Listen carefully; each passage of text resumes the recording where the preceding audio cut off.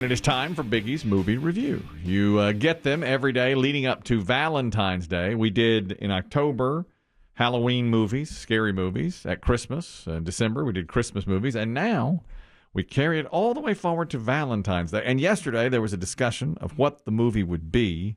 And you were going to do something else. But I realized that You've Got Mail was not on the list. So I demanded You've Got Mail be the movie today. The Tom Hanks, Meg Ryan vehicle, which I love. Is it killing you that you're not doing your own movie reviews, or do you prefer to Bigfoot Biggie's?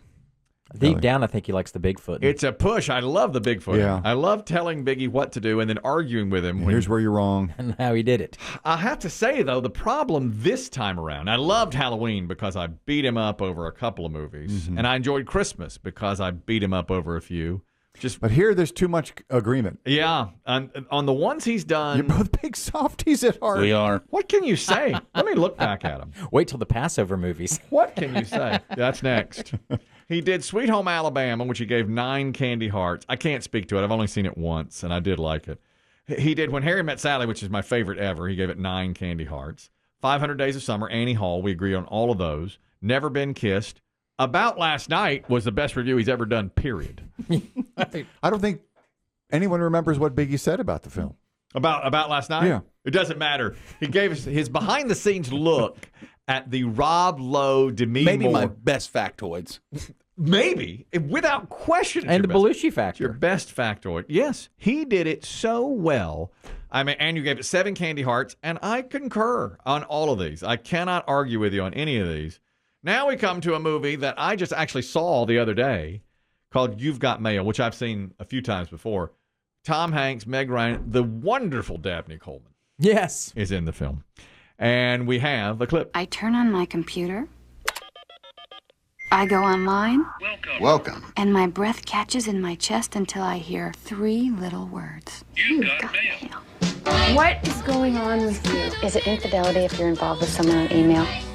This woman is the most adorable creature I've ever been in contact with. Also, the terrific Gene Stapleton. And a little Greg Kinnear on the side. Yeah. And Yeah. Dave Chappelle. Yeah, Dave Chappelle is in the movie. Great factoid. I'll save it for after the review about Please. Chappelle. Tell us about You've Got Mail. You've Got Mail is a fun look back at the time when you still had dial-up internet and email was new. Mm-hmm.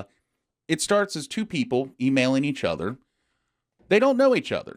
They just are basically in an email relationship. How did they wind up emailing each other? I can't recall. They don't even say. Yeah. It just starts with them emailing each other. They both have significant others. Yeah. Kinnear for her. Kinnear for her and Parker Posey for him. Cute. They keep it all pretty much anonymous. They just email kind of their complaints, their daily life to each other. They don't use real names. But it winds up that she is a bookstore owner who owns a small children's bookstore. And he is part of a giant bookstore chain called Fox Books. His name is Joe Fox. Well, Fox Books goes around and basically puts small children's bookstores out of business. Yeah. So they do eventually cross paths because across from the children's bookstore is a Fox Books being built. Yeah. Well, they immediately don't like each other. Of course, because he's in charge of... You know, let me stop you right there. Here we go. The restraint you've shown in the first 45 to 50 seconds is admirable, Kelly. That might be a record. Yeah. Are you Let me impressed? I have to say this. This has nothing to do with the review, but it just dawned on me. The whole plot of the movie is she runs this quaint little bookstore that's been there for 100 years, the shop around the corner for kids, and just got all these little, knickknacks and stuff. And this huge conglomerate's just going to come in and crush it. And now, here we are, 24, 25 years later after the movie came out, I think, 20-something years later. And the big, giant conglomerate bookstore like Borders is being put out of business by Amazon. Yeah, there was no The Kindle internet itself. Isn't that something? It's quite a look back at to me, and it's Yeah. not even that long ago. I mean, we're talking about 1998. Okay, so it's And 26 years old. Just how much has changed in that time. Yeah. Dial-up. I mean, the internet. Yeah, the internet is, it's almost, and by the way, this is also, to me, almost an early version of like catfishing and dating online. You don't know the person. But it's funny you just said, let me stop you. It's funny what you just said. We're on a hold. It's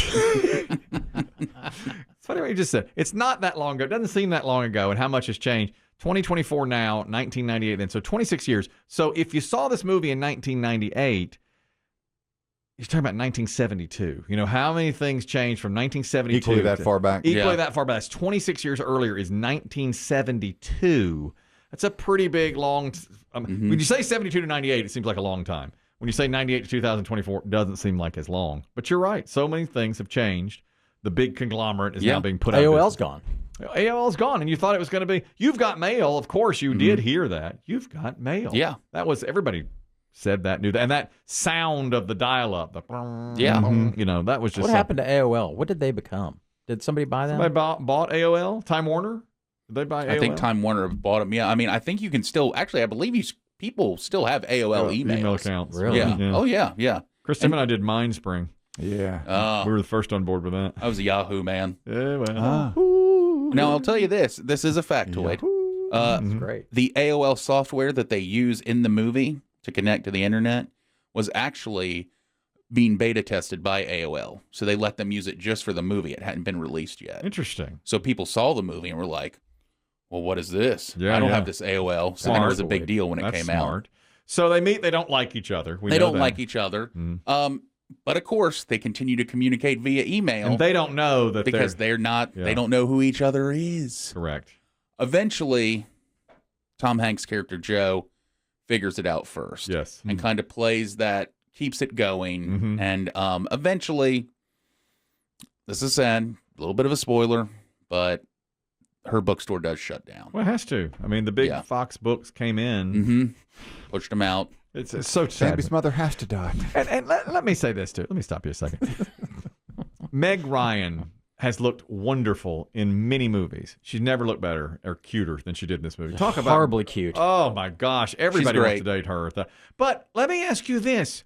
It's bothered me the way she treats Greg Kinnear in this, because she's sort of having a little online affair, an emotional affair. Yeah. Greg Kinnear is her boyfriend, and he's over a lot at her house. Yeah. You know? One of my problems with this movie is that. Yeah. And also, they have the nicest breakup in history. Exactly. They had to make it that way. Yeah, they broke up and then went and had coffee and talked about what they didn't like about each other. Yeah. And that they were both ready to move on and all this. Yeah. And I didn't. Yeah. I didn't care for that end of it. And how did Parker Posey get broken up with? Did they show She that? acted out in an elevator, and he had just had enough of her. That's right. That made more sense. Yeah, because it was her character to me was very unlikable from the start. But Kinnear's was likable. was likable. Yeah, exactly. He was a newspaper writer. Yeah. Also a bygone art. God, you're right. Oh my And God! the fact, all these things you're dinosaur. saying are They true. collected typewriters. Man, Remember, he brought they were typewriter collectors. He bought a typewriter because wow. and this is very Chris Kelly. Yeah. In the beginning, he's ranting against the computer she's on. Yes. Because he's like, this email is going to be the death of us, and it's going to it change was. society. And He was right. He's the dinosaur, but he's right. He was. yeah, because he right. was like, this is how we're going to communicate. This is going to be, we're never going to be the same. Now we're one generation past. The big bookstore's been put out of business Yeah. by again the online. Goodness That's just it. You gracious. forget. Yes. That's what's funny to me is, I mean, a Fox Books is basically supposed to be a Borders, Yeah. a Barnes and Noble. Yeah. It's coffee, books, and media. And you're right, that's gone. And And his job's gone. He Yes. wrote for a He newspaper. wrote for a newspaper. And the theater where you would see this movie is, in trouble. Yeah. It's all, golly, man. That has really changed things. It is quite, I'll tell you, it is an enjoyable look back. That's a Just bigger if- change from then to now than it was 72 to 98. I agree. Yeah. Yeah. This is more heavy on the romance to me than the comedy. Mm-hmm. So that it's not quite my thing. I'm glad I watched it. I enjoyed it. But I think I enjoyed the nostalgia of it more than the actual story of them meeting. I love the me now. Wait Well, a I just minute. mean I found myself feeling it was a little too lovey-dovey at times for me. A little more comedy. Ooh, I love the scene at the end when they finally do meet. When they do meet, it is nice. The dog runs up. Oh, the dog, and yeah. she's crying. He's got a perfect dog. Mm-hmm. Oh my How god! creepy does it get that he knows and she doesn't? That bothered me. I was going to say, that's where I say a little bit of the catfishing. The first ever catfish happens here. Because he knows, and he uses that. I like the part of the movie before he knows. Once he knows, he starts to string her along, and it did get a little long there. I felt like they could have Agreed. wrapped that up. Yep. How many candy hearts? I know we don't do halves. I can't quite give it a 7. You can't break so I them. got to break it. I got to break it down to break a it. 6. Oh, you You're can't too break. small. You're breaking my heart. I know. I got to breaking give it my a heart. 6. Don't go then. breaking my You heart. break- If I'm being honest, it's a 6. It's an 8. It's an An 8. 8? I wouldn't give it an 8. That's the first one you've missed. It's an 8. Oh man. Oh, should I include your score for the first time ever in this? Please. Biggie score. Please. Give him the other half, Kelly. I'll give you an 8. Not since the Associated Press and the UPI had their own top 20 polls. Has there been so much indecision among the top? Next year we'll just include half your name. It'll be the Kriggy reviews. Please. This is a split national championship. Martin Yeah. production. This is a split. You got a 6 Yeah. and I got an 8 on this one now. That's a good movie. I loved it. You liked it too, Dave. I know you did. I liked it. I think Harry Sally's better. If I you want. agree. I mean, yeah. And I compare them because they're both Meg Ryan. When Harry Met Sally is better, but Sleepless in Seattle is not as good. Horrible. Well, I never call it horrible. It's not good. I think it's pretty good. Rosie O'Donnell's not good in it. You don't like Rosie O'Donnell? No. I like. Well, you haven't done Sleepless. I guess you're not going to do Sleepless. In No, Seattle. we don't have Sleepless in Seattle on the Good. list. Do you have any good factoids? You said I do have a couple good factoids. At least I enjoyed them. One, Meg Ryan got her first computer during the filming of this movie. All right, makes sense. Also, all of Joe and Kathleen's emails were put on the movie's official website and remain there till 2018. That's pretty cool. Should still They be had a there. website then? Well, 98. 98, That's when you started Jeez. them, right? When did they start in the mid 90s? 94. Now, this I thought was fascinating because I was shocked to see Dave Chappelle. Yeah. Because this is before his comedy show. This is before, this is when Dave Chappelle was comedian and an actor doing movies. Yeah. However, I'm shocked to see him in this movie. Well, here's why. He played Tom Hanks' assistant, Kevin, Yep. because Chappelle was offered the role of Bubba in Forrest Gump in 1994, and he turned it down.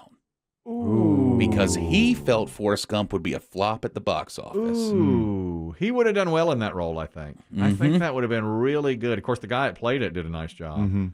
Chappelle said he deeply regretted turning down the Yeah, role yeah. of Bubba.